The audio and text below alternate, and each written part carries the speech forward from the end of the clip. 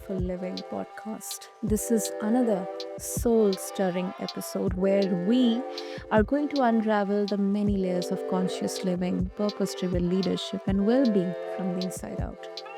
Listeners, I'm your host, Sana, and today's episode is for every visionary woman who has ever felt the pull between building her own bold dream and burning out trying to achieve it.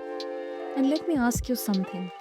What if your cycle wasn't a hindrance, but it's a roadmap?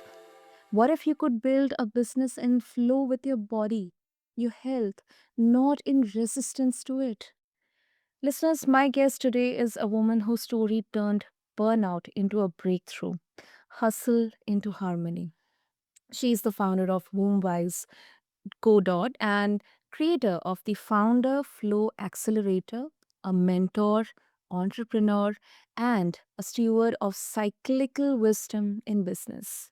Now, with a background that spans regenerative agriculture, AI startups, and soulful coaching, she's on a mission to help women build purposeful, passion fueled businesses without sacrificing their well being. And we are going to dive deep into what menstrual cycle aware business really looks like and how tuning into our hormonal rhythms can radically transform the way we lead, live, and create. So, if you have ever felt like your ambition was at odds with your body, this conversation is going to feel like a homecoming. And listeners, meet my lovely guest, Lily Field. Lily, welcome to the show, and I'm really honored to have you here with us. Wow, thank you so much, Sana. This is beautiful. Such a beautiful introduction and welcoming. I like that word of homecoming, coming back home to the body. Yeah. Ex- Exactly, it is, and it is such a sacred topic. Such a sacred aspect of all of us women. And yes, I mean, not obviously, always bringing the gender Mhm. topic or aspect into this, but if we look at from a health perspective, from mindset perspective, the way we are kind of brought into the system, the society, it can really become so much detrimental from a career perspective, from identity perspective. So it's really important to have this conversation. Yes, I completely agree and would love to dive more into the connection, like between the healthy mind and between the cycle. Uh, If you're interested in that topic. Yeah, and so first of all, menstrual cycle. I mean, in some cultures, Lily, conversations around menstruation, around hormonal changes, sexuality, especially around women. It is such a taboo. It is such a taboo. There are still kind of customs, where you're not allowed to touch anything or you're not allowed to cook anything. Mhm. Um, you are not allowed to. Uh, I mean, you're just expected to be completely detached from everything because, in some ways or the other, it's kind of impure. Um, it's looked down upon as an evil. I mean, I'm very polarized on the fact because I've seen it. Mm, Some I've experienced it, and in a way, I have kind of defied it many a times. So, mm. Yeah. I have a very strong opinion on this. Mm. Yeah, I completely feel you on that, and it's so interesting being in a female body and, like, knowing that this process, this biological function that's so innate to us and is part of creating life and continuing life and humanity in the world is so looked down upon and just treated as this taboo, and I always like to bring up and continue forth the story of the Moon Lodge and how in many ancient tribes, and it wasn't in all tribes, like throughout time, there's been that separation of looking at menstruation as this taboo or as this shame burden, and then also this side of looking at it with reverence And I love the story of the Moon Lodge where women would be treat it as a time to go into both a physical temple space, but also their inner temple. And it would be Mhm. treated as this very potent time for meditation and receiving guidance for their lives and for the tribe.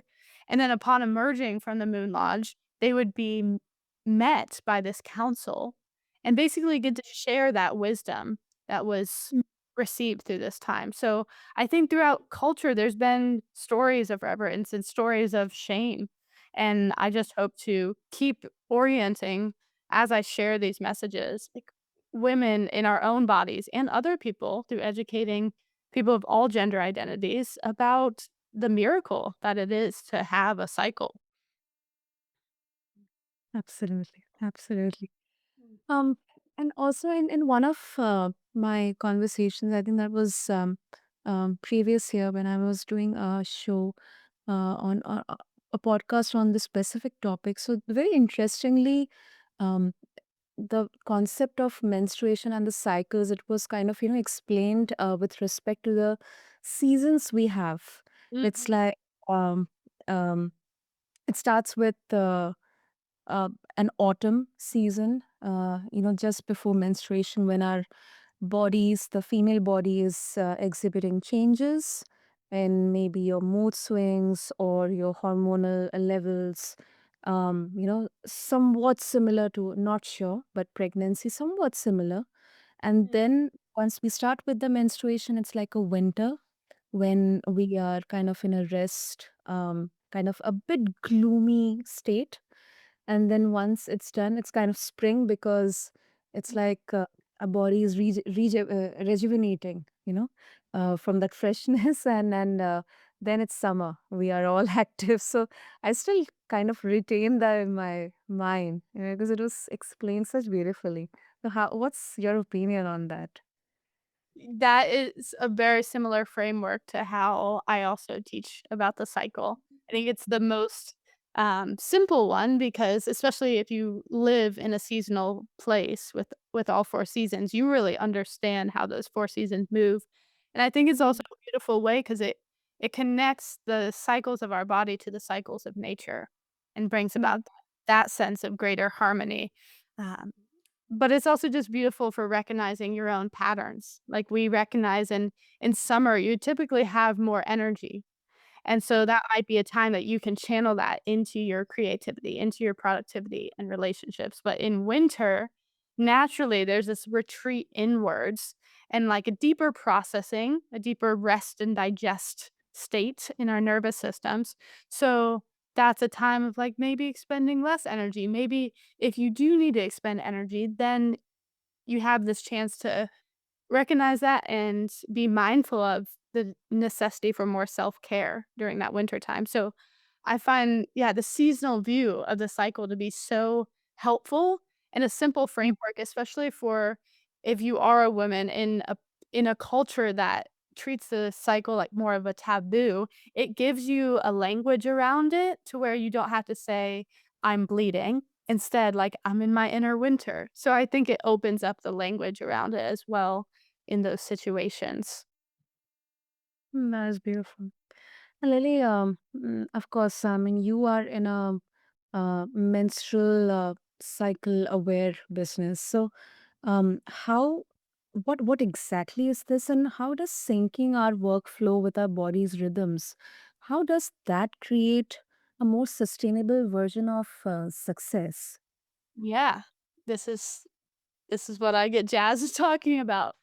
uh So, the base foundation of understanding for this is kind of looking at the difference of how the hormones move in our bodies. And this looks a lot different for a female versus a male body.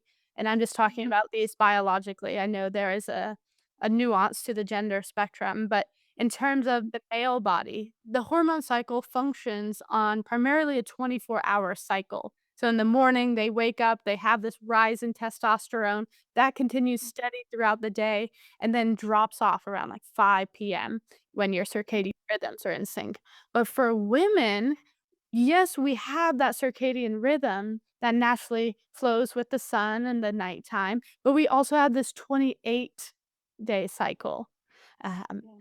that's that creates this dynamicness to how we feel in our bodies. So there's been so many studies about the impact of our sex hormones, testosterone, estrogen, progesterone, there's many more. The impact of those hormones on so many different systems of our health. They definitely affect our neurochemistry. So they're going to change your levels of focus throughout different phases of the cycle. They're gonna change your level of drive throughout different levels of the cycle. That's directly related to testosterone and estrogen. But they're also gonna affect our energy levels, and they're gonna affect our mood as well. Yeah. So by being aware and mindful of those natural changes and coming to them with awareness rather than, like, reactiveness, then you can actually start to use them as superpowers. So I like to offer just some examples to ground this into real world practice. Um, Mhm. in a lot of businesses like yours, for example, you have this beautiful podcast show, this podcast platform, which is so robust, and that means there's a certain time where, like, a huge part of your business is about communication and connection with people. And when you look at the cycle, the prime time for that is, like you talked about before, summer, ovulation time. And there's Yeah. certain things that kick on in the brain that really support our communication and our connection. So, as much as possible, leaning into a cycle where a business means, okay, I'm going to notice that's this time I'm in my ovulation time. So maybe that's when I'm going to schedule my back to back to back podcast. Um, Mm. and then I think there's also we can look at the flip side, the winter and menstruation, like I talked about in the story before. This has been honored as a ritual of receptivity for centuries and centuries, and as women leading our businesses, we have this deeper sense of intuitive leadership that I just see naturally in the women I work with, but I think we Mm. can grow that superpower of intuition and clear decision making through leaning into the menstrual time for clarity. So, a practice for this is like right as you're going into that menstrual bleeding time, your body's starting to slow down. In the brain, the corpus callosum, which connects to the right and left hemisphere, is starting to activate more. And that is directly connected to intuition. And so, as you're going into that time, just writing down questions you have confusions on, writing down questions you have about the next direction in your business, and then letting it be a time of receptivity, giving it some space to meditation, and those clear guidance, that clear intuition comes naturally. So I think it's both a decision-making tool, it's a connection and communication tool, and really like a guideline for strategizing how to grow your business, and I can go deeper into it, but I will leave it open if you wanna ask any questions. That is so refreshing and interesting, really. And you mentioned about corpus callosum and I just searched for it because I didn't know about that. So I just searched for it, and something really struck me here that is sorry, struck me here is it's kind of connected with the nerve fibers. And just a while back, I was having a conversation on nervous system regulation, and how it's connected with everything that we are eating, thinking, breathing, doing, being. I mean, it's all connected. So, how important is to bring up the conversation around nervous system regulation and dysregulation? With vis-a-vis the current circumstances that we have. Yes, it is essential, and it's been very at the forefront of my mind, the conversation around the nervous system and regulation. Because as you saw on my profile page, like, my mission is all around helping people build their wildest, boldest visions in balance and not burnout. And the opposite of nervous system regulation is burnout. And the way to get through burnout is also through nervous system regulation. But in terms of the conversation around the cycle, What was so illuminating to me in my research and discoveries and practice around cyclical living was the Mm, interconnection between our stress system and our sexual hormones. So, the sexual hormones, as in testosterone, estrogen, that drive the cycle, progesterone. Uh, Basically, when our body is in stress, when it's in that sympathetic fight or flight or freeze nervous system, then mm, our body is focused on, like, one thing. It's like running away from the tiger mode, mm, even if there's mm. not a literal tiger around us. And Yeah. as that's happening, as that stress, the cortisol is kicking on, the body is also telling the sex hormones through our brain to shut off. So the estrogen, testosterone, progesterone that drives the cycle is actually being produced less when we're in a heightened state of stress. And that actually Mhm, throws off our whole hormonal harmony in our bodies. So really one of the root solutions to rebalancing the hormones, to getting to that place where your cycle is flowing quote unquote regularly. I don't love that word, but where it's flowing naturally, that 28 to 33 days. Such a key for that is regulating stress levels. And that's a hard thing to do in our modern worlds, but I think the ways are also can be simplified. Yeah. yeah, that completely makes sense. And I have actually personally felt how different phases of the menstrual cycle it affects my focus and energy. Sometimes I'll feel like, oh goodness, I can't record another episode right now. I'm feeling so it's like the second or the third day, and it's like the peak when you're having acute pain and heavy flow. I'm sorry to especially all the male listeners out there, but that's what the experiences are. That's And your experience. It's important. yeah, and I also want to bring in the factor of uncertainty here that let's say, Lily, even if we individually we are conscious about the different phases of the cycle, but sometimes in entrepreneurship and business, there's a lot of uncertainty in there. And as you very rightfully mentioned, with the modern whatever we are seeing out there, so in such scenarios, how we can navigate through such uncertainties, when we are in that peak cycle, a peak phase of the cycle. Yeah. So navigating uncertainties in both what shows up in Yeah. as you're navigating entrepreneurship, whether that's an opportunity or a challenge or a bottleneck in your business, but also uncertainties in your own inner cycle. And both are realities of how life actually flows. So it's Mhm. a super important question. Um, the main thing that I want to share on this is just the importance of bringing it back to the show, mindfulness, and Mm, that this is more of a mindset and a framework to build awareness around your body rather than a rigid set of rules.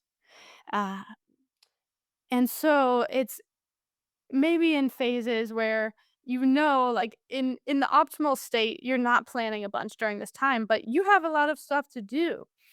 I like to use that in my own practice of the cyclical living or cyclical aware business to schedule more self-care time. And so I mhm, balance out that action in phases where I have less energy with this re-nourishing of my body and of my nervous system. So that's one example of just, flowing with those uncertainties when mhm, it's within the body or within something that pops up. Another, example of how this could be practiced amidst uncertainties, I like to talk about each season or phase of the cycle having different superpowers. And like I mentioned in winter, the superpower is intuition and vision. In spring, it's more centered around focus and strategizing and planning, starting to create those visions that you got in the winter. In summer, it's all about communication, connection, courage, taking those leaps that you feel frightened about. In autumn, it's really all about, not all about, but it's really about noticing any shadows that are rising, kind of moving that inner gunk, the blocks that hold us back into potential gold that can help us move forward.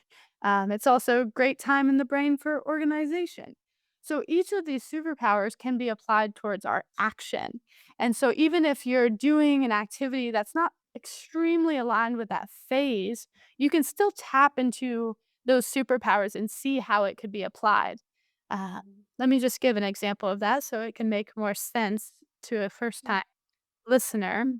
Let's say you're in Oh, this is a beautiful example, very relevant to me because I am, yeah, starting to step into more speaking opportunities, and ideally, that's happening in my summertime, the peak of my courage and my confidence, but sometimes it happens when I'm, like, deep in luteal autumn phase, um, and that happened recently, and so I was like, "How can I lean into this?" And there's these very insightful teachers that I've learned from around menstruality, and they talk about luteal as a time of truth seeing and truth speaking.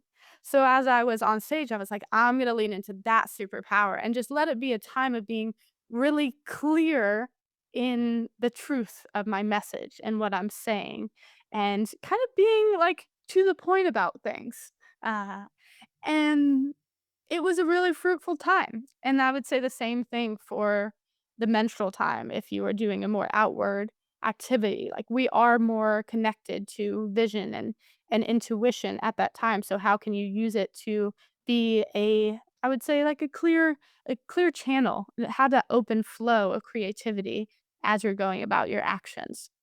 Um, yeah, I hope that answered your question around uncertainties. Definitely did. Definitely did. And I also want to bring in this aspect that many women, they still operate in work cultures, especially in corporates and all, that value linear productivity.